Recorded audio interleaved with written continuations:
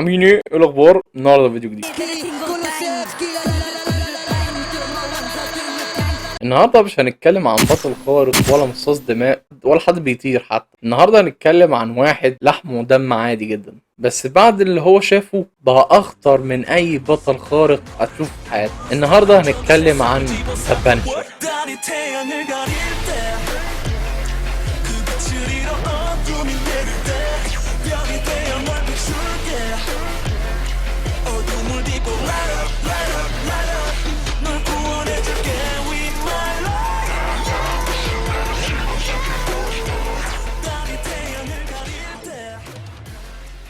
الراجل اللي بالنسبه له العداله مش قانون. نبدا بس نسال اول سؤال كالعاده، يعني مين هو ذا بانشر؟ بس قبل ما نبدا ما تنساش تعمل لايك وسبسكرايب للقناه وفعل زر الجرس عشان كل جديد من اللي احنا بنعمله، واعمل شير للفيديو اشتراك بيجيب غيرك، وحضر مشروبك اكلك شربك، عايز تخش الحمام او اي حاجه، عشان النهارده هنتكلم عن افضل بطل خارق بدون قوه خارقه. ده غير طبعا الفيديو بتاع باتمان اللي احنا عملناه قبل كده، شوف لو انت ما شفتوش. وتعالوا نبدا في البدايه.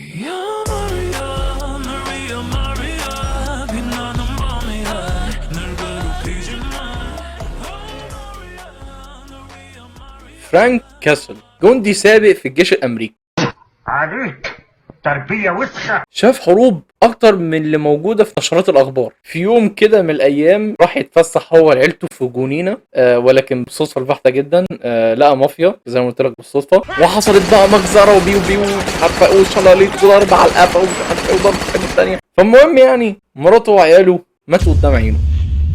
واللي حصل بعدها غريب جدا، قرر يلبس تيشيرت عليه جمجمه، مش عشان شكله جامد ولا حاجه، انا بالنسبه لي ممكن اعمل كده عشان اي حد يشوفه ويعرف ان النهايه قربت عليك.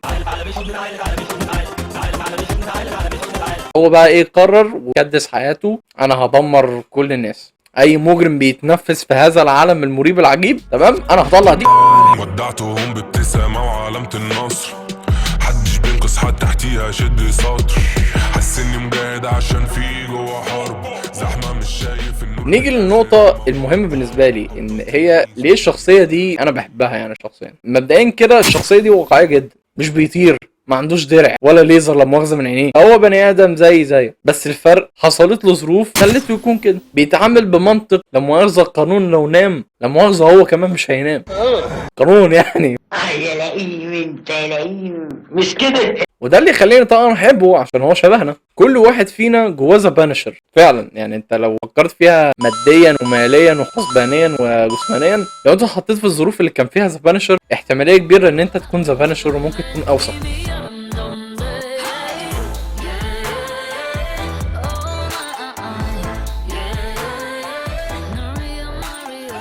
والنقطة التانية اللي هي العدالة على طريقته، هو بيتعامل بالعدالة، ان هو ايه، العدالة دي بتاعتي، مش بيحب يسيب المجرم للمحكمة. هو بيعمل محكمة مدنية كده في الشارع وحكمها نهائي. يعني بص، قتلت هتتقتل، سرقت يعني هو القاضي والنايب وكل حاجة. هو بيتعامل بأسلوب ان لو حد مثلا ماشي في الشارع مثلا قال له ده غلط، بلدنا فيها قانون ومش عارفه ايه وبتاع، هيبص له بنظرة احتقار كده ويقول له انا القانون يا ابني. بيفكرني بفيلم هي فوضى. اللي ملوش خير في حاتم ملوش خير في مصر. الاسلوب بتاعه غريب قوي. الراجل دايما لابس اسود، جايبين ممثل فعلا وشه تحس ان هو جامد، صوته تحس ان هو فعلا كان جندي في الجيش الامريكي قبل كده.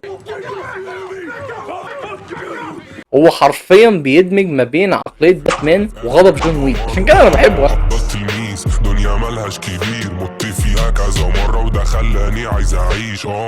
شفنا العز بعد الجبنه والمش، قمت بصيت في الميرا. نيجي لنقطة تحليل الشخصية. فرانك كاسل مش مجرم ومش بطل، يعني هو عامل زي ديد بول كده، انتي هيرو، وده اللي بيخلي الشخصية دي مختلفة الصراحة بالنسبة لي. مش هدف الشهرة ولا السلطة ولا الجو ده، هو بيحارب عشان يعيش يوم كمان بدون كوابيس. ويعني ده شيء واقعي جدا في نفس الوقت مؤلم. تحس ان هو بطل ما طلبش ان هو يكون بطل، بس القدر هو اللي خلاه يكون بطل كده. هو ده اكتر واحد تحس ان انت هتقدر تصدقه. وفي النهايه كده ذا بانشر مش مثل اعلى، يعني مش هو ده اللي انت هتقدر تخليه مثل اعلى ليك ولاي حد يعني عموما، بس هو بيفكرك دايما ان العداله من غير ضمير تحول لفوضى، وان الغضب ممكن يخليك تعمل حاجات مش عارف ان انت عملت حاجه زي كده اصلا. وفي النهايه انا عايز اسالك سؤال، انت شخصيا لو ذا بانشر موجود في مصر تتوقع ايه اللي هيحصل؟ ما تنسوش تعملوا لايك وسبسكرايب للقناه وفعلوا زر الجرس لكل كل جديد اللي احنا بنعمله، واعمل شير للفيديو، شيرك بيجيب غيرك، وعايزين نوصل ل1000 قبل ما السنه ما تخلص. واتمنى يكون الفيديو عجبكم، واشوفكم في فيديو جاي، ومع السلامه. Thank you, thank you, thank you. Get fucked to kind.